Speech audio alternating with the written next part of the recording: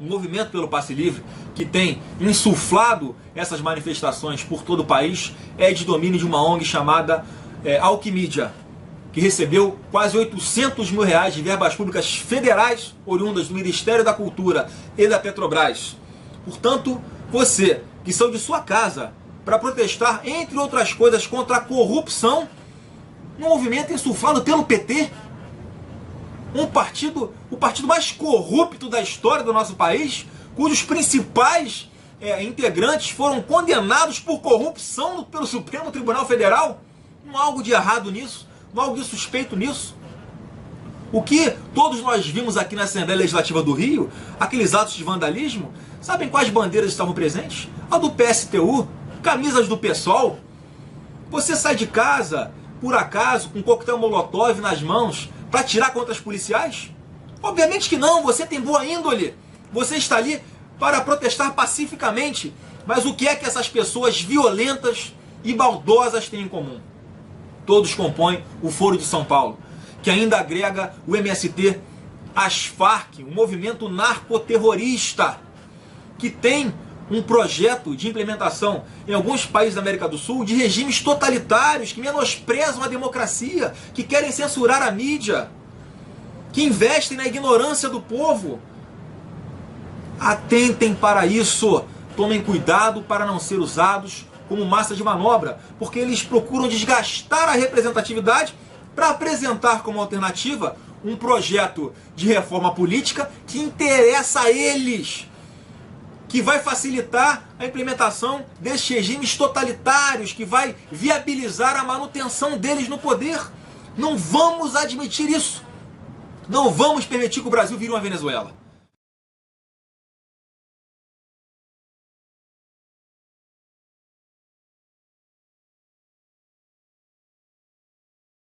Eu quero pegar um gancho aqui que o Sete deu, é importante. Por que que a Dilma tem esse temor? Eu acho que ela tinha realmente esse temor por erro de cálculo e por falta de informação, de não vou atrair para mim essa questão. Atraído. Mas por quê? Porque isto começou lá atrás. Veja só, a primeira manifestação do dia 6 em São Paulo. Tá certo? Isso aí.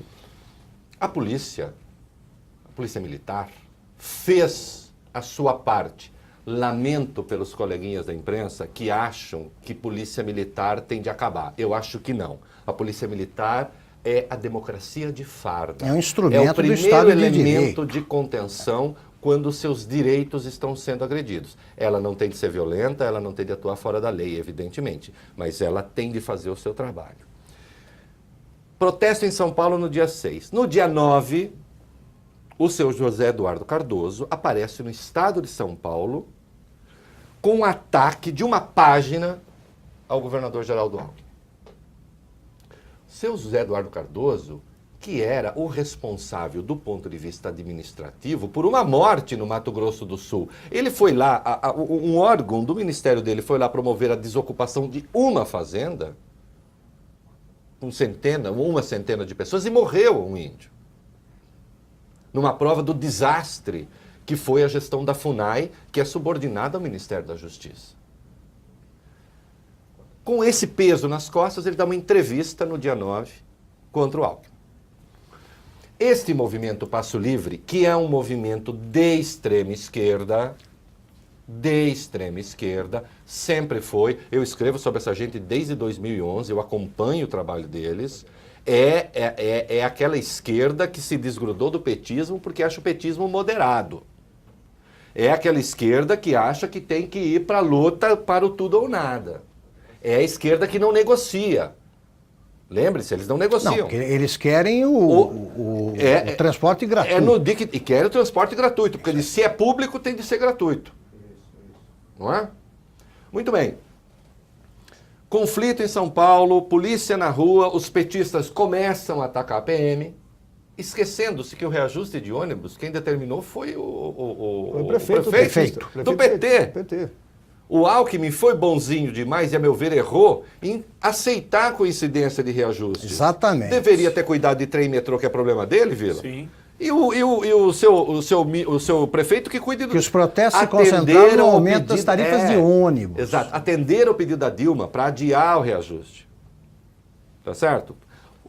O governador fez a parte dele, colaborou com esses caras. Protesto na rua, polícia atacando. Onde estava o prefeito Fernando Haddad? Como sempre, escondido, sem falar nada, porque quando tem crise ele desaparece. É assim. Se tem fogo na rua ou água na rua de enchente, o prefeito some. Ele monitora, né? Ele monitora, como ele diz. Sala de situação. Com o seu núcleo lá, com o seu núcleo de intelectuais. Tá? Se eu me estender, você me corta, mas esses fatozinhos são importantes, porque, veja só, aí, então, acontece aquele protesto, acho do dia 11, em que a polícia foi acusada de ter usado força excessiva. Eu só quero lembrar, eu acho, sim, que houve policiais que muito provavelmente agiram erradamente ali. Mas eu só quero lembrar que, naquele dia 11, a tropa de choque disse, vocês não vão ocupar a Paulista, tá? Tá. Vocês não vão subir a Consolação, certo? Certo, nós não vamos subir a Consolação. Tá combinado? Tá combinado. Romperam a combinação. Romperam a combinação, romperam a linha do choque. Qualquer polícia do mundo reage. Porque a cidade não é território livre.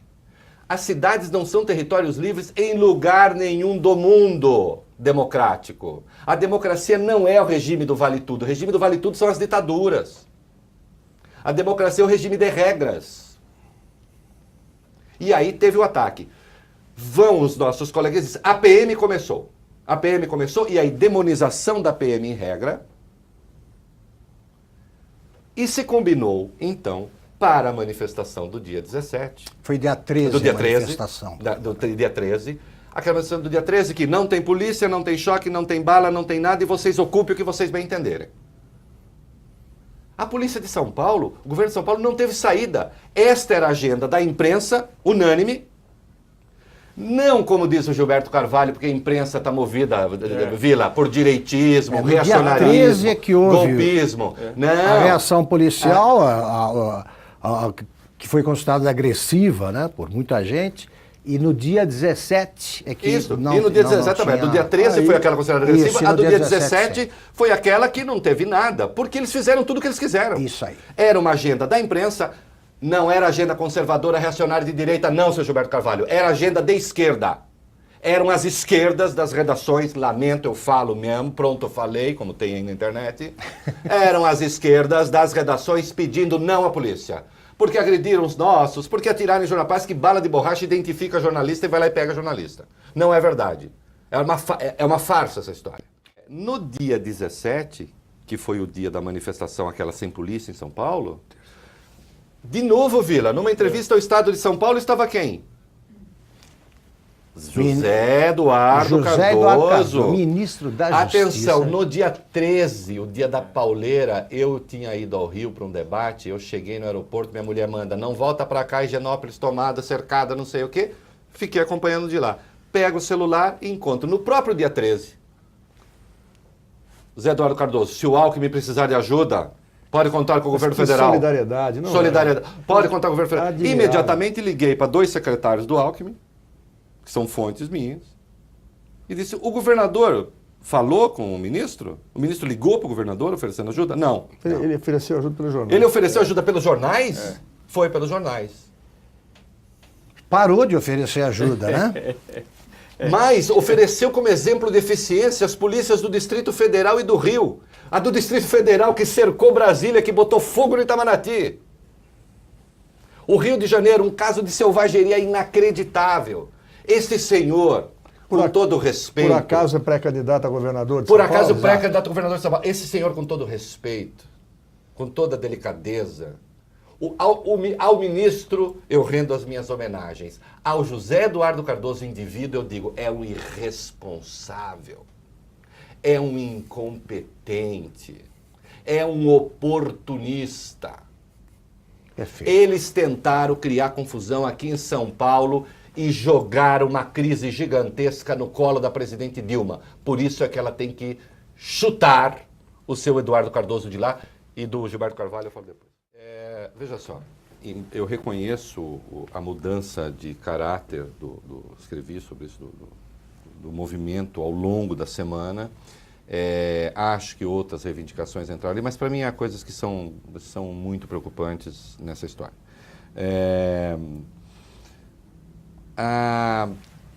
a certeza de que você pode ir à rua, seja de que lado for, à direita, à esquerda ou ao centro, e impor ao outro a sua agenda, por mais que ela seja boa, virtuosa, independentemente das consequências que isso possa ter, ainda hoje, já com o tal do MPL, Movimento Passe Livre, que agora ele saiu do movimento. Saiu. Né?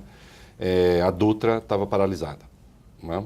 Lá as pessoas reivindicando coisas e tal. Pô, isso é uma coisa inaceitável. É. E não há uma Quer dizer, consciência então, de que isso é assim, inaceitável. eu não gosto, e foi até por isso o Vila disse, acho que o Brasil está melhor, eu até tinha escrito literalmente, que eu acho que o Brasil ficou pior. Veja só, reduzir a tarifa de ônibus, como se fez em São Paulo, dos transportes em São Paulo, estadual e o municipal, ou no Rio, ou em vários lugares do país, é de uma estúpida irracionalidade. Você entende? É um valor irrelevante para as pessoas, até porque você tem 10% de gratuidade total dos usuários do sistema. Você tem 12% dos usuários do sistema que pagam meia, que são estudantes e professores. Vale transporte. Que este é o país dos privilégios, Tem o em que vale estudantes e professores têm meia porque são estudantes e professores, independentemente da sua renda. E do seu mérito. Exatamente. E 38% que tem o vale transporte. Quer dizer, então, é de uma irrelevância esse aumento brutal. Só que para o caixa do Estado, da Prefeitura, das prefeituras, dos estados, não é irrelevante, não. E é claro que você tem que tirar isso de investimento. É claro que você tomar uma decisão dessa, debaixo de porrete, com a rua ocupada, com a lei sendo sistematicamente respeitada, eu acho que isso é muito ruim. E eu sei que os colegas aqui não acham, meus amigos, não acham que isso seja bom em si. É que conseguem Não enxergar, como disse o Vila, quer dizer, o Vila vê uma floresta. Eu vejo a minha floresta, infelizmente, não é tão boa. É que o Vila enxerga magnificamente, vocês podem olhar que eu sou míope, eu sou uma tristeza. Tá? Eu mal me oriento, saiba o telespectador, eu sou quase como um morcego, é mais pelo ouvido. Então, eu posso não estar enxergando, mas eu não gosto disso. Eu acho também que isto... veja só, eu tenho um outro temor aí, que é o seguinte.